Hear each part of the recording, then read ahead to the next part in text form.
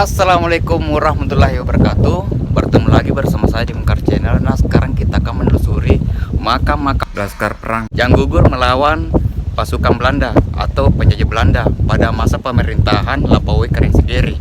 Tepatnya di Dusun Matriwalie, Desa Patirosompe, Kecamatan Sibulue, di Pelabuhan Patir Bajo. Seperti apa kisah dan makam yang ada di sini? Tetap ikuti saya di Mungkar Channel.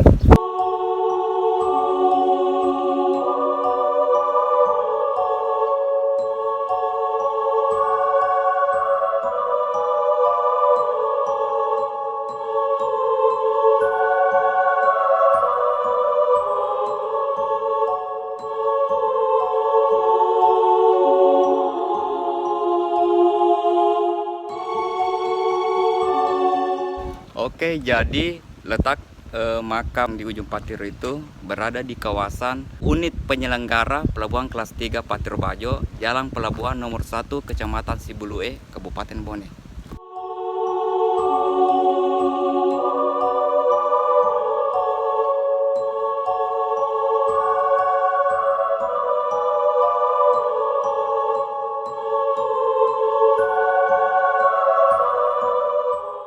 Di belakang saya ini juga salah satu makam laskar perang pada waktu itu.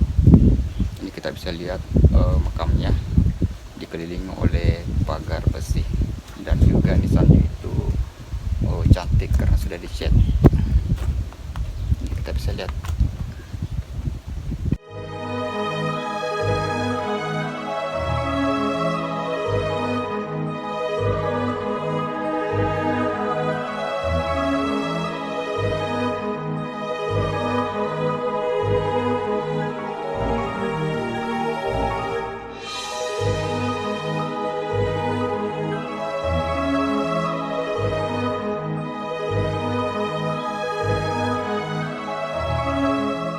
Lapawoi Karengsegeri, Raja Bone ke-31 bersama putranya Abdullah Hamid Baso Pegilingi yang populer dengan nama Peta Penggawai menunjukkan kepahlawanannya dalam Perang Bone melawan Belanda pada tahun 1905.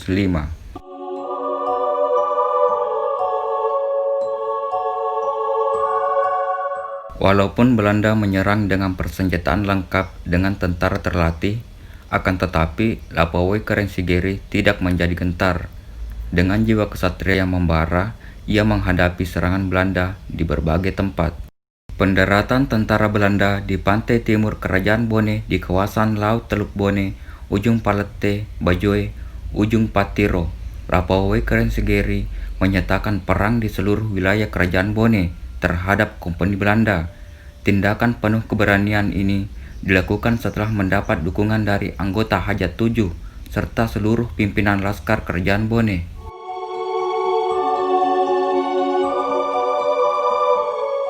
Di bawah pimpinan Panglima Operasinya Kolonel van der Weyden, Belanda melakukan serangan sporadis ke kubu-kubu pertahanan laskar Kerajaan Bone. Walaupun mendapat perlawanan yang cukup sangit dari laskar Kerajaan Bone, akan tetapi persenjataan tentara Belanda yang lengkap akhirnya tentara Belanda berhasil memukul mundur laskar Kerajaan Bone yang dipimpin oleh Lapawoi Karengsegeri bersama Peta Penggawai dan seluruh keluarganya. Pada tanggal 30 Juli 1905, tentara Belanda berhasil merebut Soraja, istana raja di Watampone, dan menjadikannya sebagai basis pertahanannya. Selama kurang lebih 5 bulan, Juli sampai November, Lapawoi Karengsegeri bersama Peta Penggawai beberapa kali memindahkan pusat pertahanannya. Hal ini dilakukan agar segenap laskar Kerajaan Bone yang terpencar di berbagai tempat senantiasa dapat melakukan kontak dengannya.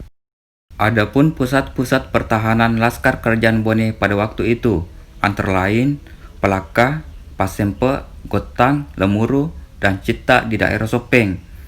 Pusat pertahanan yang terakhir yang merupakan tempat gugurnya Peta Penggawai adalah Bulu Ao di perbatasan Siwa dengan Tanah Toraja.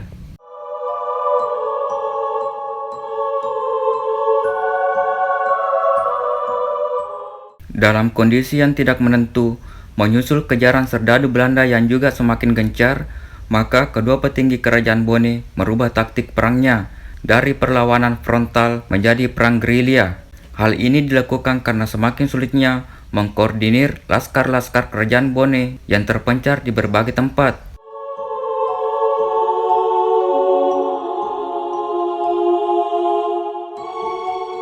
Perlawanan Lapawai Kerensigeri terhadap Belanda pada tahun 1905 dikenal dengan nama Rompatna Bone, bobolnya pertahanan Bone, sedang pihak Belanda menyebutnya sebagai aksi militer terhadap Bone.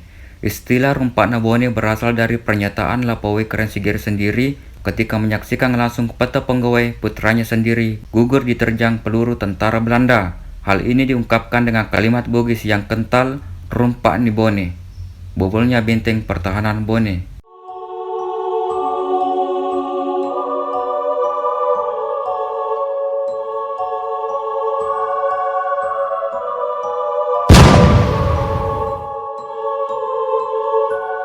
Maka gugurnya peta pegawai sebagai pahlawan Tanah Ugi, maka Lapawai Kerensigeri beranggapan bahwa benteng pertahanan kerajaan Bone telah bobol dan dikatakanlah Rompatni Bone. Tak dapat disangkal bahwa segelintir kalangan yang melihat secara a priori peristiwa Rompatna Bone sebagai lembaran kelabu dalam sejarah perlawanan rakyat Bone dalam menghadapi serangan serdadu Belanda. Kalangan tersebut beralasan bahwa peristiwa Rompatna Bone yang ditandai dengan gugurnya Panglima Perang Kerajaan Bone, peta pegawai, dan tertangkapnya Raja Bone Lapawai Kerensigeri oleh tentara Belanda menunjukkan betapa rapuhnya pertahanan rakyat Bone melawan penjajah.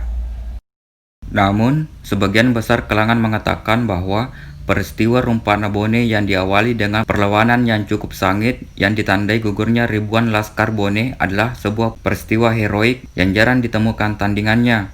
Langkah yang ditempuh oleh Lapawai Kerensigeri bersama putranya peta pegawai Abdul Hamid Baso Pagilingi selaku Panglima Perang merupakan langkah patriotis yang cukup berani hingga rela meregang nyawa demi tanah Bone.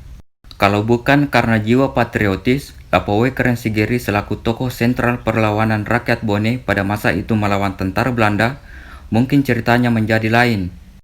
Apakah menerima tawaran kerjasama dengan Belanda yang berarti membiarkan kompeni Belanda menjajah kerajaan Bone? Namun yang pasti hal itu tidak mungkin terjadi karena ribuan laskar kerajaan Bone yang terkapar bersimpah darah di sepanjang pantai Bejoe, para suhada Bugis tersebut didorong oleh Siri Nepese untuk mempertahankan tanah tumpah daerahnya dari penjajah Belanda.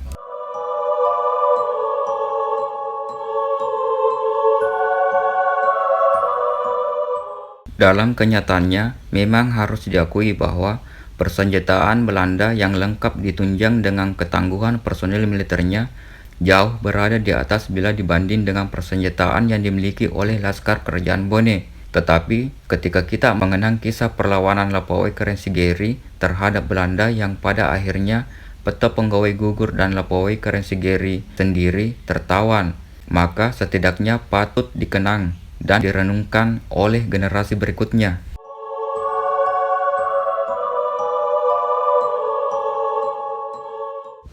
Oke, mungkin cukup untuk konten kali ini.